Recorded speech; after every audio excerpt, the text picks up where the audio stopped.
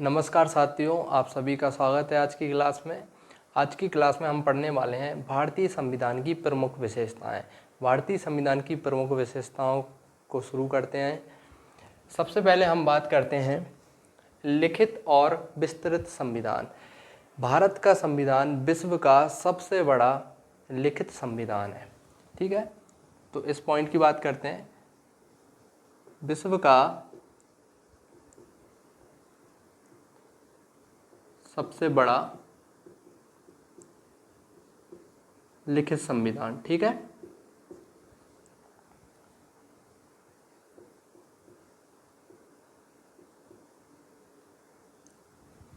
दुनिया का सबसे बड़ा लिखित संविधान कौन सा है? भारत का संविधान। ठीक है, इसमें भाग की अगर हम बात करें तो 22 भाग हैं। अनुसूची,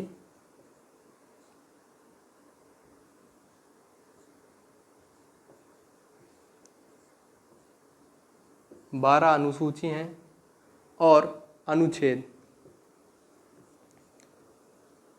की अगर हम बात करें तो 395 अनुच्छेद हैं। ठीक है, ये याद रखना। मूल संविधान की अगर हम बात करेंगे, मूल संविधान किसे कहते हैं? 1 नवंबर 1949 को जो संविधान बनकर तैयार हुआ, उसमें जो व्यवस्थाएं थीं, जो भाग थे, उन्हें हम मूल संविधान के नाम से जानते हैं। तो जानते हैं मूल संविधान में कितने भाग थे, कितनी अनुसूचियां थीं और कितने अनुच्छेद थे। ठीक है, तो भाग की बात करें तो 22 भाग थे, 8 अनुसूचियां थीं और 395 अनुच्छेद थे। ठीक है, याद रखना। इसको हम पहले भी पढ़ चुके हैं पिछली क्लासेस में। विश्व का सबसे बड़ा संविधान कहाँ का है? हमारे भारत का। ठीक है, और विश्व का सबसे छोटा संविधान किस देश का है? सबसे छोटे की अगर हम बात करेंगे तो अमेरिका का संविधान सबसे छोटा लिखित संविधान है। ठीक है, तो ये पॉइंट, जब हम दुनिया के संविधानों का अध्ययन करते हैं तो हम पाते हैं दुनिया में दो तरह के संविधान देखने को मिलते हैं। एक तो कठोर और दूसरे लचीले। कठोर संविधान जिनमें संशोधन करना बेहद कठिन हो, उन्हें हम कठोर संविधान के अंतर्गत रखते हैं। ऐसे संविधान जिनमें हम आसानी से संशोधन कर सकें, उन्हें हम लचीले संविधान कहते हैं। जैसे कि ब्रिटेन का संविधान लचीला संविधान के अंतर्गत आता है। वहीं अगर कठोर संविधान की बात करते हैं तो यूएसए, अमेरिका का जो संविधान है वो कठोर संविधान है। ठीक है, जबकि अगर हम अपने भारत के संविधान की बात करते हैं तो इसमें कठोर और लचीलेपन दोनों ही गुण देखने को मिलते हैं। भारत के संविधान को ना तो हम कठोर संविधान कह सकते, ना ही एकदम से लचीला संविधान कह सकते। तो 368 अनुच्छेद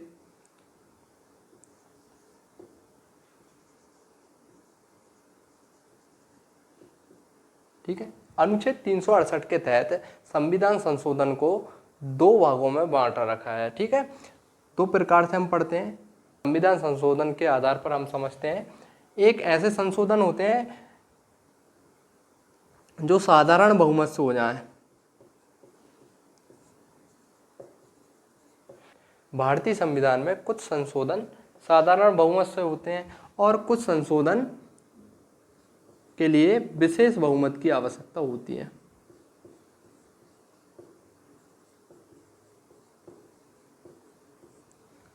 भारतीय संविधान की अगर हम बात करें तो भारतीय संविधान ना तो लचीला है ना ही कठोर है। भारतीय संविधान लचीला और कठोर दोनों का सम्मिलित रूप देखने को मिलता है। हम जब 368 अनुच्छेद को पढ़ते हैं तो हम पाते हैं कि भारतीय संविधान में कुछ ऐसे भाग हैं जिनको हम साधारण बहुमत द्वारा परिवर्तित कर सकते हैं और कुछ ऐसे भाग हैं जिनके लिए विशेष बहुमत की आवश्यकता होती है। तो हमें भारतीय संविधान की एक विशेषता की जानकारी मिलती है कि भारतीय संविधान ना तो लचीला है ना ही कठोर है। भारतीय संविधान की विशेषताओं के अंतर्गत अब हम अगले बिंदु की बात करते हैं, संघात्मक, और कोष्टक में लिखा है एकात्मकता।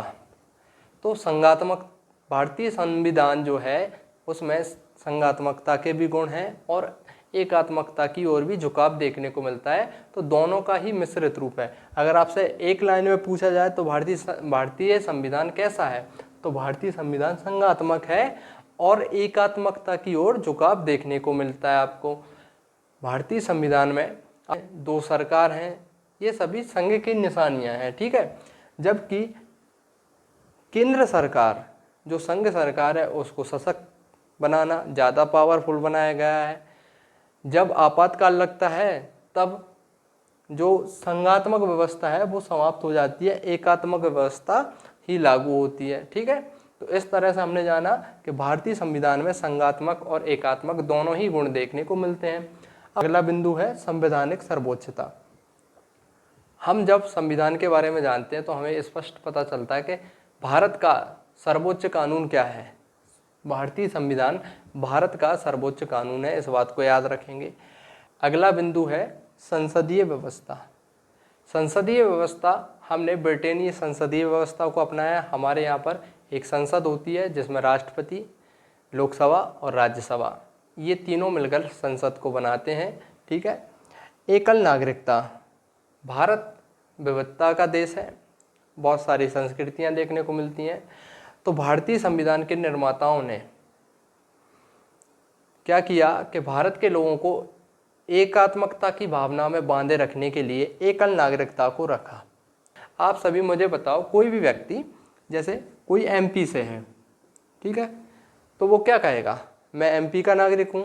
नहीं, ऐसे नहीं कहेगा। वो क्या कहेगा, मैं भारत का नागरिक हूँ।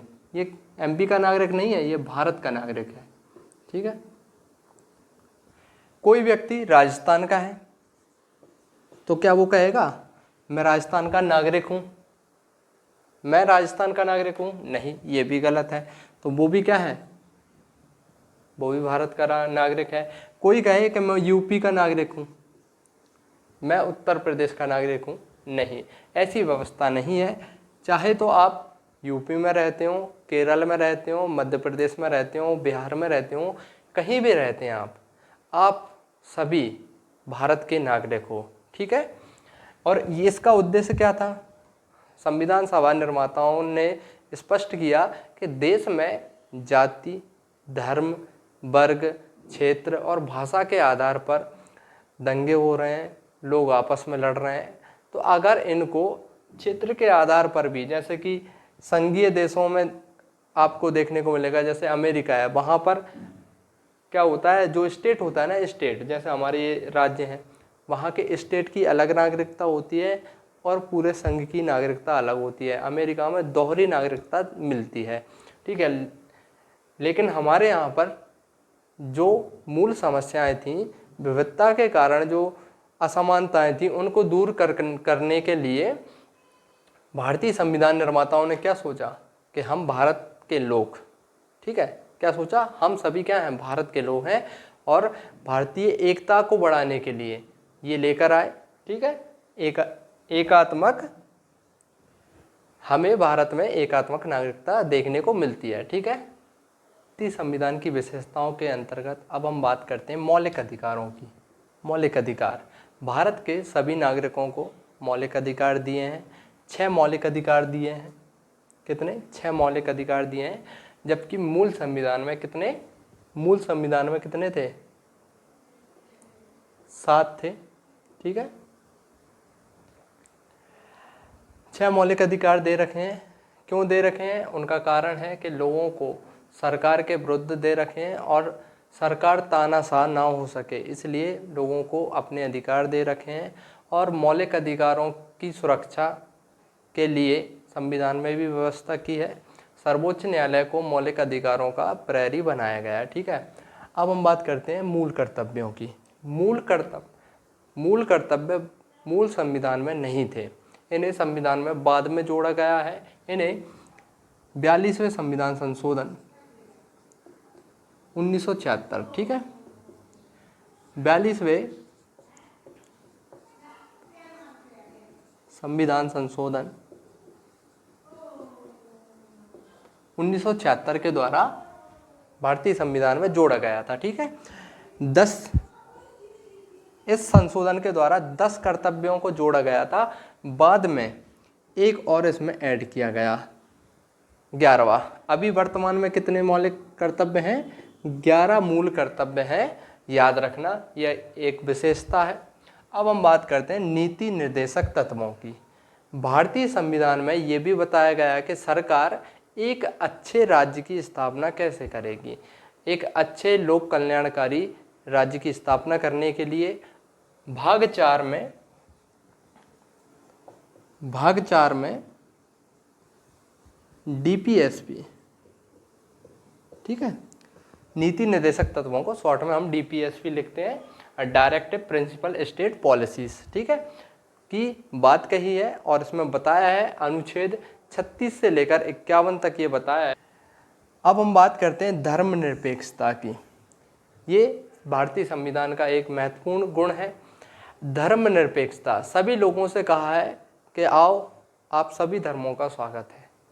कोई भी व्यक्ति उसकी इच्छा अनुसार अपनी मर्जी के हिसाब से किसी भी धर्म का अनुसरण कर सकता है, अपने अनुसार पूजा पाठ कर सकता है, अपने अनुसार अपने धार्मिक संस्थानों की प्रबंधन कर सकता है, ठीक है।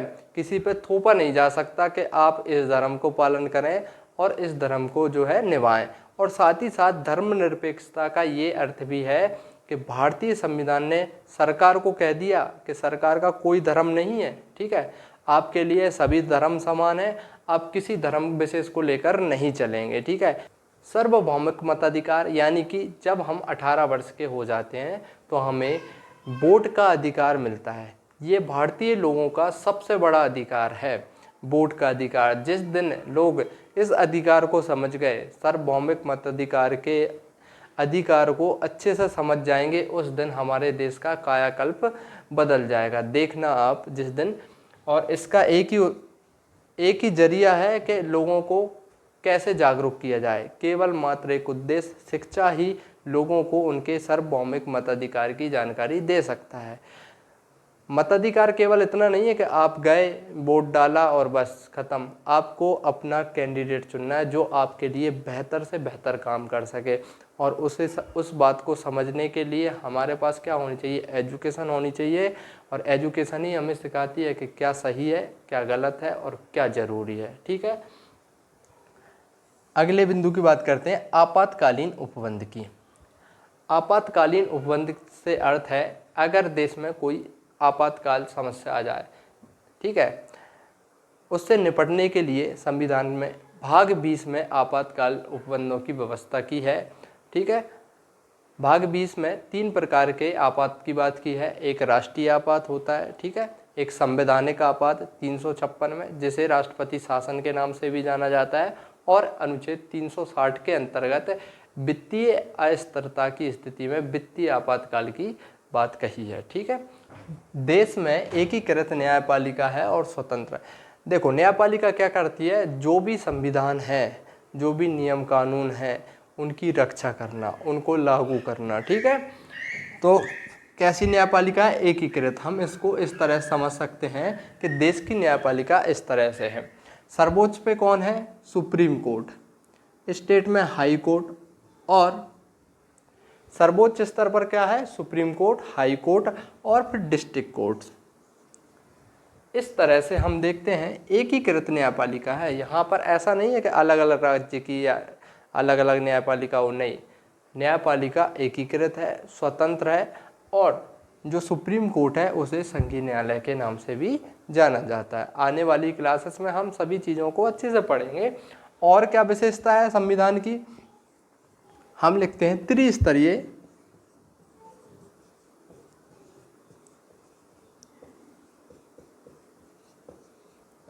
भारत में त्रिस्तरीय शासन व्यवस्था देखने को मिलती है, ठीक है। केंद्र सरकार, राज्य सरकार और स्थानीय स्वशासन, ठीक है। लोकल गवर्नमेंट्स सबसे नीचे।